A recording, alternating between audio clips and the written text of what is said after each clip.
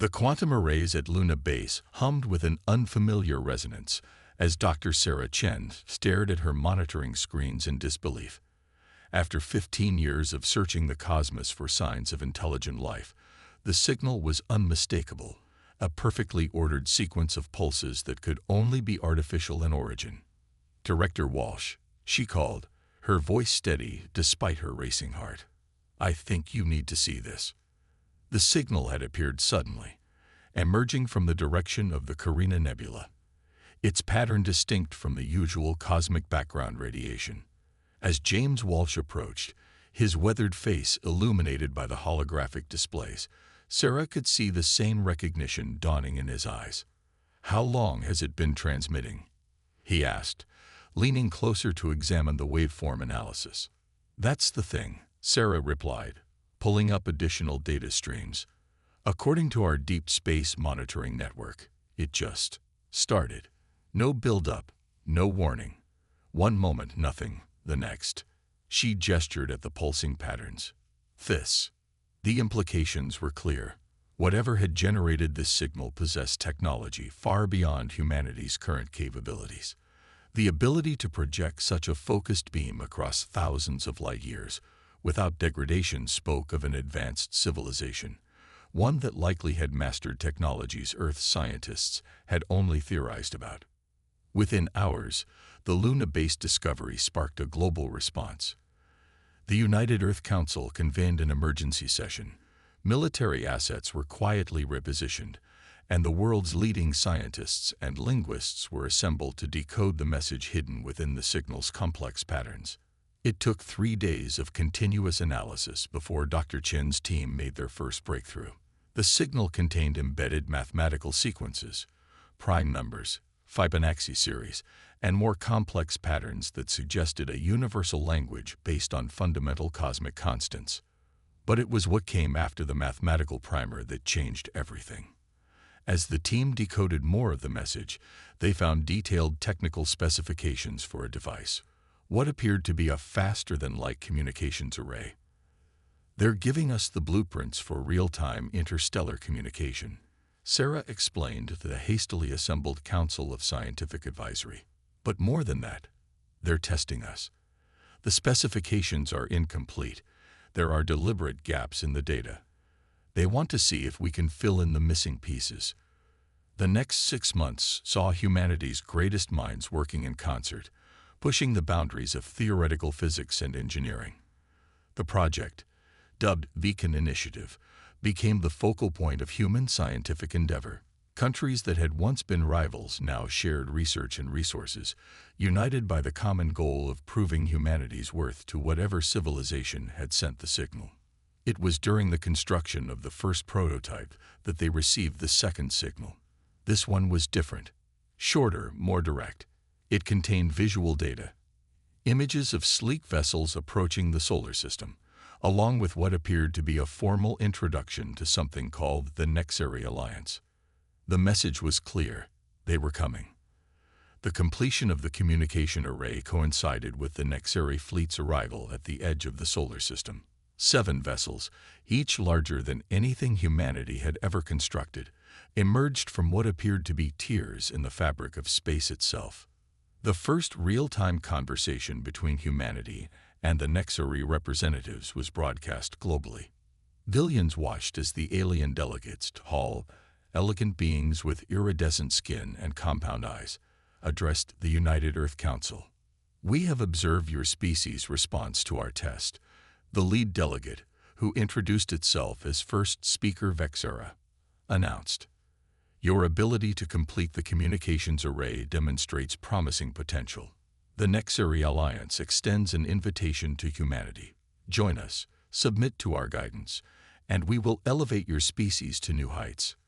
The offer seemed generous on the surface, but Sarah, who had been appointed as one of humanity's scientific representatives, noticed the subtle undertones of condescension in the translator's interpretation. The Nexary spoke of humanity as one might speak of gifted children, beings with potential, but requiring strict supervision and control. The Council's response was diplomatic but firm. "Humanity appreciates the Nexary Alliance's invitation. Council President Maria Santos declared, "We look forward to establishing peaceful relations and cultural exchange. However, we must decline any arrangement that requires submission. Humanity will chart its own course among the stars." The shift in the Nexari delegates' demeanor was subtle but unmistakable. Their iridescent skin darkened slightly, and their compound eyes seemed to shimmer with an inner light. "You misunderstand," First Speaker Vex Era responded, its translated voice taking on a harder edge. The invitation was a formality. Unguided species represent a potential threat to galactic stability. The Alliance cannot permit technological advancement without proper oversight. As the implications of this statement rippled through the council chamber, Sarah's mind was already racing. During their work on the communications array, her team had discovered something extraordinary, an unexpected quantum phenomenon that the Nexari blueprints hadn't accounted for. They had documented it but kept it out of their official reports, viewing it as an interesting but unnecessary deviation from the original specifications. Now, watching the Nexari delegates' barely veiled threats, Sarah realized that humanity's greatest advantage might lie not in following the Alliance's path, but in their ability to see beyond it. The following weeks saw increased Nexari presence in the solar system. Their ships maintained a respectful distance, but their message was clear. They were watching, waiting for humanity to reconsider their response. Meanwhile, in secret facilities across Earth and Luna, Sarah and her colleagues worked feverishly to understand the quantum anomaly they had discovered. Initial tests suggested it might be the key to something revolutionary, a way to manipulate space-time that even the Nexari might not have conceived of. As diplomatic tensions rose and the Nexari's patience began to wear thin, humanity faced its greatest challenge since unifying as a species. The choice between submission and potential conflict loomed large, but in hidden laboratories and classified research facilities, the seeds of a third option were beginning to take root. Sarah Chen stood at her quantum array once again, but this time she wasn't looking for signals from distant stars. Instead, she was watching as test after test confirmed what she had begun to suspect. Humanity had stumbled upon something that could change the balance of power in ways the Nexari Alliance had never anticipated. The first chapter in humanity's greatest challenge was about to begin, and despite the enormous odds they faced, Sarah couldn't help but feel a surge of hope. The Nexari had tested humanity with their signal, but they had failed to consider that sometimes the student might see things the teacher had missed. As she initiated another test sequence, Sarah smiled, thinking of an old quote, "The most important scientific revolutions all include, as their only common feature, the dethronement of human arrogance from one pedestal after another of previous convictions about our centrality in the cosmos." Perhaps it was time for the Nexari Alliance to experience a revolution of their own. The secure laboratory deep beneath the Himalayan mountains buzzed with activity as Dr. Sarah Chen presented her findings to the newly formed United Defense Coalition.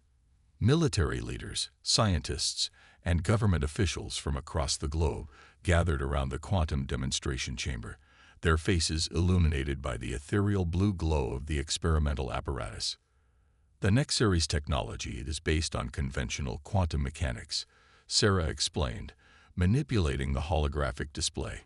But what we've discovered goes beyond that.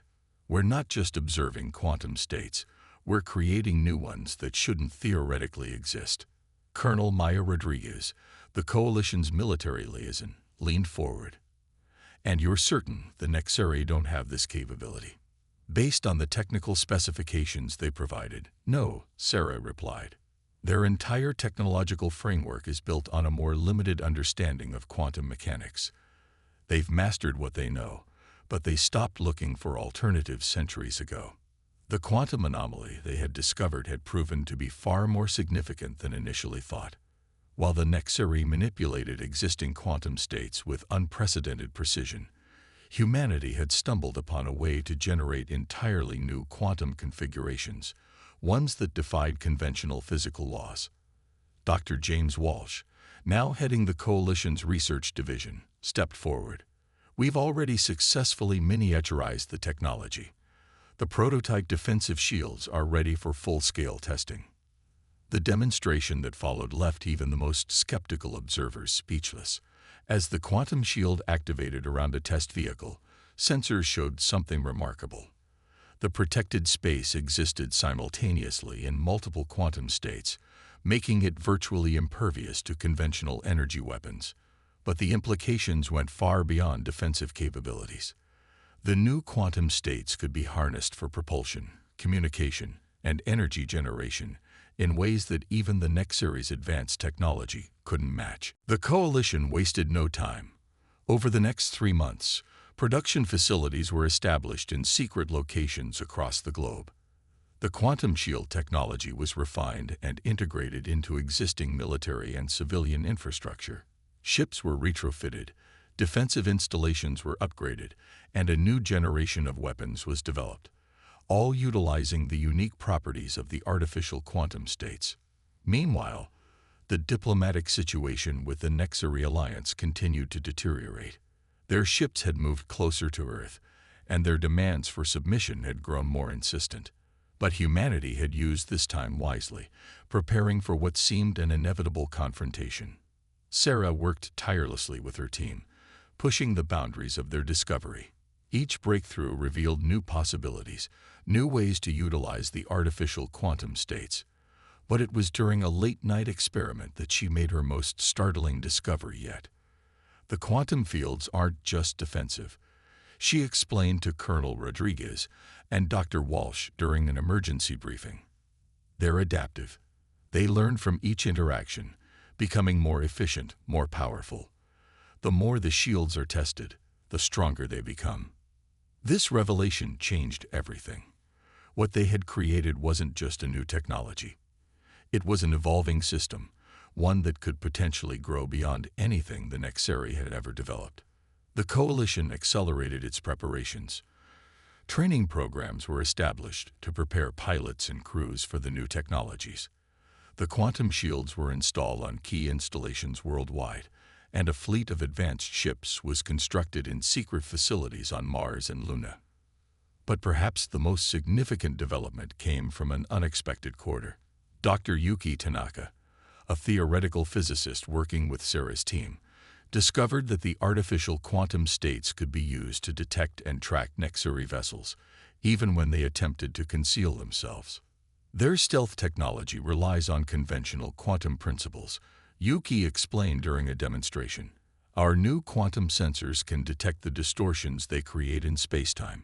We can see them, but they can't see us.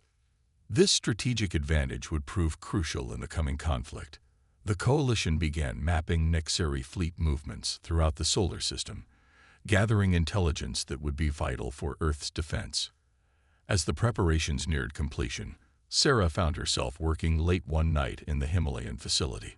The quantum demonstration chamber hummed softly as she fine-tuned the latest improvements to the shield system. A message from the surface caught her attention. The Nexari had called for a final diplomatic meeting. Colonel Rodriguez joined her in the lab, her expression grave. They're demanding an answer within 48 hours. Submit or face the consequences.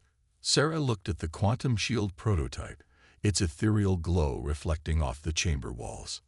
Are we ready? As ready as we'll ever be, Rodriguez replied. The defensive grid is operational, the fleet is in position, and every major city has quantum shield coverage. If they want to fight, they'll find out that humanity isn't as primitive as they think. The next day, as Sarah prepared the final system checks, she received word that the Coalition Council had made its decision. Earth's response to the Nexari ultimatum would be delivered in person at a meeting on neutral ground, the International Space Station. As she watched the quantum shields pulse with their otherworldly energy, Sarah thought about the irony of the situation. The Nexari had arrived expecting to find a species worthy of guidance, but not yet ready for true independence. Instead, they had inadvertently pushed humanity to achieve something they themselves had never managed, to think beyond the boundaries of conventional quantum physics. The countdown to confrontation had begun, and humanity was about to show the galaxy that sometimes the greatest leaps forward come not from following established paths, but from daring to imagine new ones entirely. The International Space Station hung against Earth's azure backdrop as the diplomatic shuttles approached. Through the station's observation windows, Sarah Chen watched the Nexari vessel draw near, its crystalline hull refracting sunlight in prismatic patterns. The final meeting was about to begin, but she already knew how it would end. Colonel Rodriguez stood beside her, wearing the formal uniform of the United Defense Coalition. "Remember," she said quietly, "we only reveal what we have to. Nothing about the adaptive properties or the quantum tracking capabilities." The Nexari delegation emerged from their shuttle like liquid mercury, their iridescent forms flowing with an unsettling grace. First Speaker Vexera led them, its compound eyes scanning the assembled human representatives with barely concealed disdain. "We trust you have reached the only logical conclusion," Vexera began without preamble, its translated voice filling the conference module. "The Alliance's guidance is not merely an offer. It is the sole path forward for your species." Council President Santos stepped forward, her expression resolute. "We have indeed reached a conclusion." First Speaker: "Humanity declines to submit to Alliance authority. We choose to forge our own path among the stars." The change in the Nexari delegation was immediate. Their iridescent skin darkened to a deep, threatening purple, and their compound eyes pulsed with inner light. "Then you choose extinction," Vexera declared. "Primitive species cannot be allowed to." The first speaker's ultimatum was cut short by urgent communications from the Nexari fleet. Sarah's quantum sensors had already detected what was happening. Dozens of Nexari warships were emerging from fold space throughout the solar system. The attack had begun before the diplomatic meeting even ended. Energy beams lanced toward Earth from multiple vectors, but they met something the Nexari hadn't expected. The quantum shields flickered to life around major cities and military installations, their otherworldly geometries absorbing and dispersing the attacks harmlessly. "Impossible," Vexera breathed, its composure cracking for the first time. "Your technology is not capable of." "You should have studied us more carefully," Sarah interrupted, allowing herself a small smile. "Humanity has a habit of exceeding expectations." The battle for Earth had begun in earnest. Nexari warships pressed their attack, unleashing weapons that could have laid waste to continents. But humanity's quantum shields held firm, growing stronger with each impact as their adaptive properties came into play. From hidden bases across the solar system, Earth's defense fleet emerged. Ships equipped with the new quantum technology engaged the Nexari vessels, their weapons bypassing the Alliance's supposedly impenetrable defenses through quantum states that shouldn't have existed. Colonel Rodriguez coordinated the defense from a quantum-shielded command center beneath the Himalayas. Multiple Nexari capital ships disabled in Sectors 7 and 12, she reported. "Their conventional quantum shields are useless against our weapons." But the Nexari were not easily defeated. Despite their initial setbacks, they adapted their tactics, focusing their attacks on what they perceived as weak points in Earth's defenses. They didn't realize that every attack, every engagement, made humanity's quantum systems stronger and more efficient. Sarah worked frantically at the Quantum Control Center, monitoring the shield's evolution and implementing improvements in real time. Each Nexari attack provided new data, new patterns that the quantum fields absorbed and learned from. The space around Earth became a chaos of energy weapons, quantum distortions, and battling ships. The Nexari's technological superiority was evident in their precise, coordinated attacks, but humanity's innovative quantum technology proved to be the great equalizer. A crucial moment came when a massive Nexari dreadnought attempted to breach Earth's atmosphere over the Pacific. The quantum shields protecting the coastlines not only absorbed the attack, but redirected the energy, creating a feedback loop that overwhelmed the dreadnought's systems. The massive ship, pride of the Nexari fleet, drifted powerless in orbit. Their primary command and control systems are quantum-based, Sarah realized, studying the data from the disabled dreadnought. if we can disrupt their quantum network.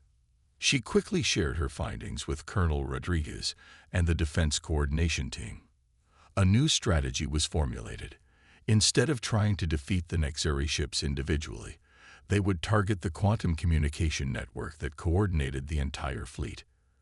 Earth's forces launched a synchronized attack, using their unique quantum technology to create widespread disruptions in the Nexeri's command network. The effect was devastating. Without their precise coordination, the Nexeri ships began to fall into disarray. First Speaker Vexera, who had been detained aboard the International Space Station, watched in disbelief as the mighty Nexeri fleet was systematically disabled by a species they had dismissed as primitive. How? It demanded. How did you achieve this level of quantum manipulation? We didn't follow your path, Sarah explained, watching as another Nexeri vessel lost power. We found our own way. That's what humanity does. We innovate, we adapt, we overcome. The battle lasted 3 days, but its outcome was decided in the first few hours. The Nexeri fleet, for all its technological sophistication, couldn't counter weapons and defenses that operated outside their understanding of quantum physics. As the last Nexeri ships retreated from the solar system, humanity had achieved something unprecedented. They had defeated a technologically superior force, not through brute force or luck, but through innovation and scientific advancement. Sarah stood with Colonel Rodriguez and President Santos as they watched the quantum shields shimmer around Earth's cities, now stronger than ever thanks to the combat data they had absorbed. They had won this battle, but they knew it was only the beginning. The Alliance won't take this defeat lightly, Rodriguez said, voicing what they all knew. They'll be back, and in greater numbers. Then we'll be ready, Sarah replied, her mind already working on improvements to the quantum systems. And next time, we won't just be defending Earth, we'll be taking the fight to them. The human spirit, that endless drive to push boundaries and find new solutions, had proven itself against the galaxy's greatest power. Now, as humanity prepared for the next phase of the conflict, that same spirit would drive them to even greater achievements. The age of humanity's submission was over before it began. The age of humanity's ascension was about to begin. In the 6 months following Earth's victory over the Nexeri attack, humanity's advancement accelerated at an unprecedented pace. The quantum technology that had saved Earth had evolved far beyond its original capabilities, and Dr. Sarah Chen found herself at the heart of humanity's most ambitious project yet. The massive research facility on Mars Valles Marineris housed the prototype of humanity's first true faster-than-light drive. Unlike the Nexeri's fold space technology, this system utilized the artificial quantum states to create stable wormholes, corridors through spacetime that could be generated and controlled with unprecedented precision. The quantum field modifications are holding steady, Sarah reported, watching as the test drone successfully passed through a miniature wormhole. We can maintain stable passage for up to 72 hours now. Colonel Rodriguez, recently promoted to general, studied the holographic display showing the test results. How soon can we scale this up to capital ships? 2 weeks for the first retrofit, Sarah replied. Once we confirm it works on a larger scale, we can begin mass production. But humanity's activities hadn't gone unnoticed. The quantum sensors they had developed detected increased Nexeri fleet movements at the edges of explored space. The Alliance was regrouping, gathering forces for what would likely be a massive counterattack. However, the defeat of the initial Nexeri force had caused ripples throughout the galaxy. Other species that had been forced into submission by the Alliance began to reach out secretly to Earth. Among them were the Ketheri, a species known for their mastery of biological sciences, and the Zorvan, whose understanding of gravitational manipulation rivaled even the Nexeri. General Rodriguez coordinated these clandestine communications from the new Strategic Command Center beneath Olympus Mons. The Ketheri have provided detailed maps of Alliance space, she informed the United Defense Coalition Council, and the Zorvan are willing to share their gravitational technology in exchange for our quantum innovations. The coalition moved quickly to forge these new alliances. Earth's quantum technology, combined with Cathari bioengineering and Zorvan gravitational science, created possibilities that none of the species could have achieved alone. The first major test of this cooperation came during the liberation of the Cathari homeworld.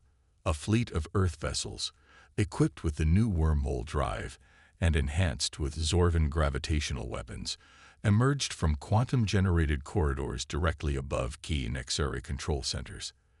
The Alliance forces, still unable to detect or counter the artificial quantum states, were caught completely off guard.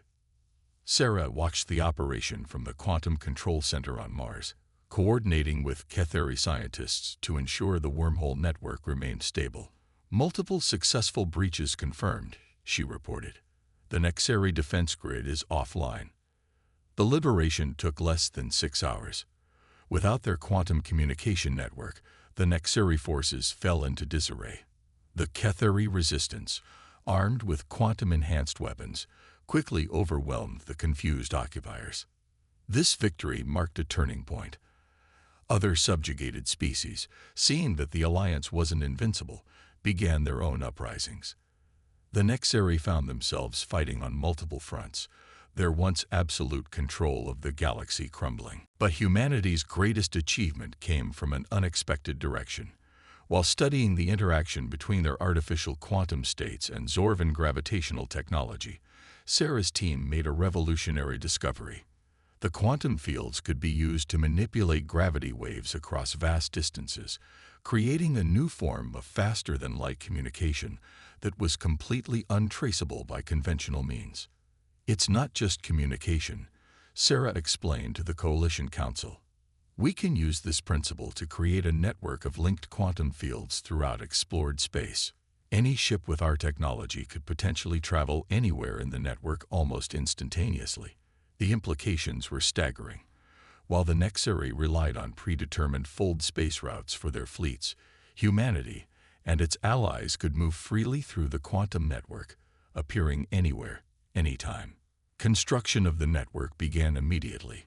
Each liberated system added new nodes, expanding the network's reach and capabilities.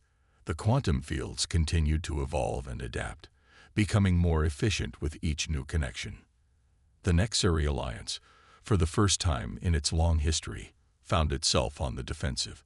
Their once mighty fleets were reduced to protecting their core systems as more and more of their subject worlds broke free. "They're gathering their remaining forces around their homeworld," General Rodriguez reported, studying the latest quantum sensor data. "Our intelligence suggests they're developing new weapons, trying to find a way to counter our technology." Sarah nodded, already anticipating the next phase of the conflict. "Let them try. The quantum fields adapt faster than they can develop countermeasures.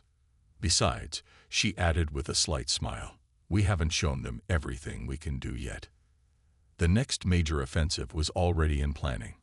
Earth's shipyards, now spread throughout the solar system, worked continuously to produce vessels equipped with the latest quantum gravitational hybrid systems. The Cathari provided biological computers that could process quantum data more efficiently than any mechanical system, while Zorvan engineers helped design ships that could withstand the extreme forces of quantum gravitational manipulation. As humanity expanded beyond its solar system, establishing colonies and defense installations, Sarah couldn't help but reflect on how far they'd come. The species that the Nexari had dismissed as primitive had not only survived their attempt at subjugation, but had become a catalyst for a revolution that was reshaping the galaxy.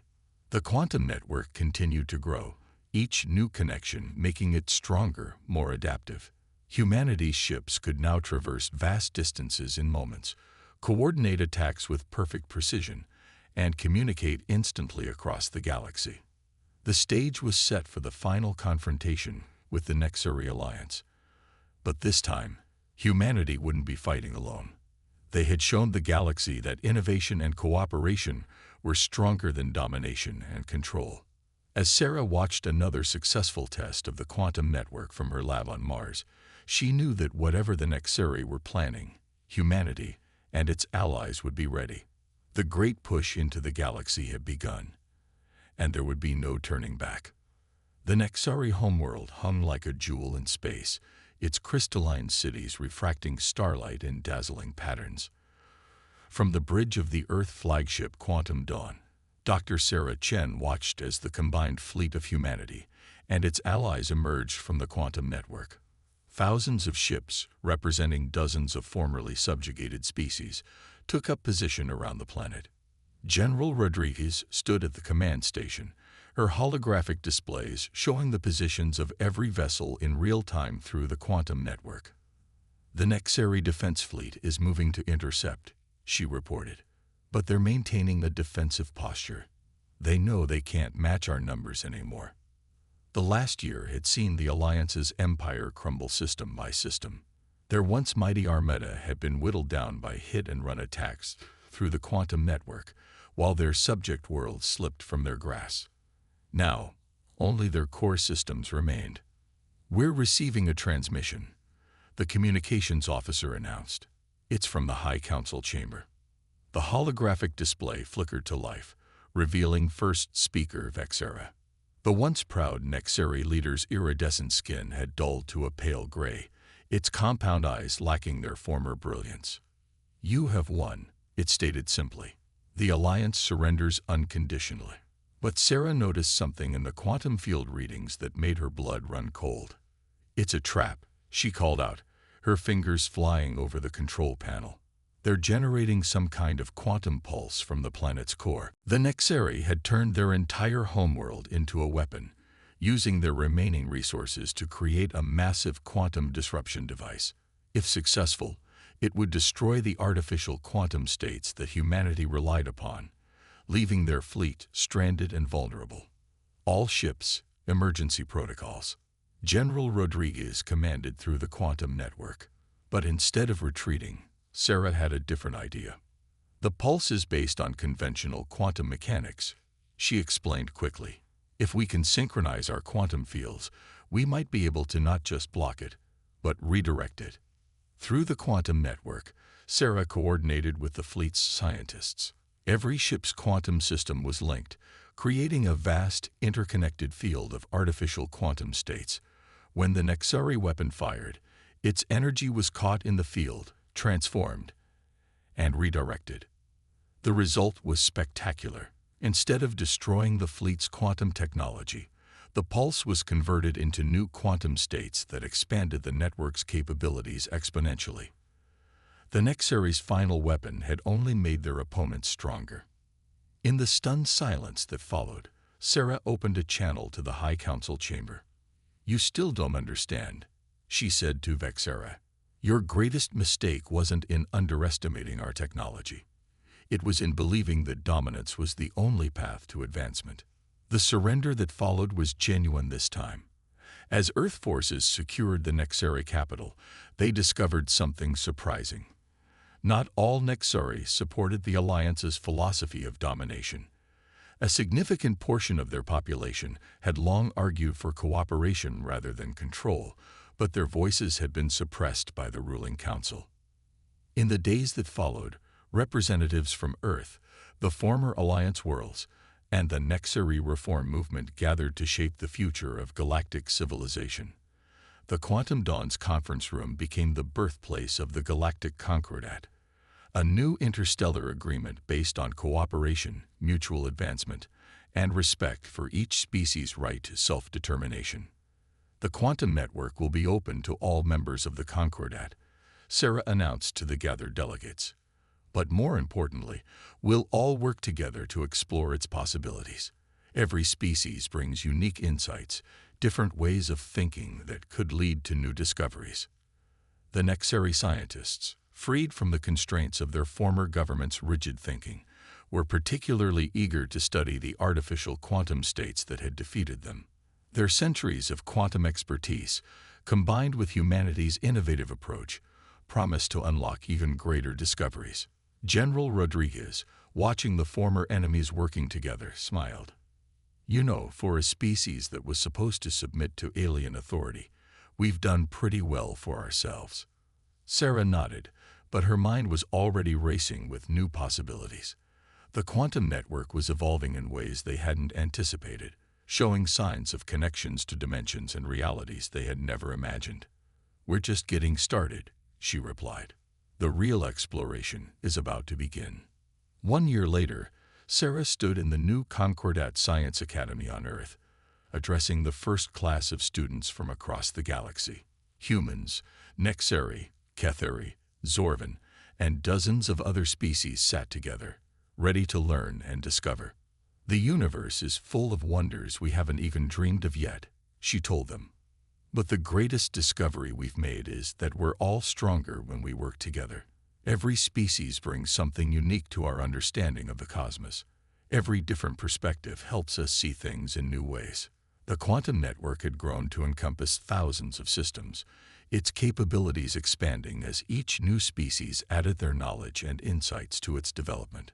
Ships of the Concordat fleet, their crews representing the diversity of galactic civilization, explored the edges of known space, seeking new worlds and new species to welcome into their growing community. And in the vast quantum fields that connected it all, new patterns were emerging. Patterns that suggested they had only scratched the surface of what was possible. The adventure that had begun with a signal from the stars had become something greater than anyone could have imagined.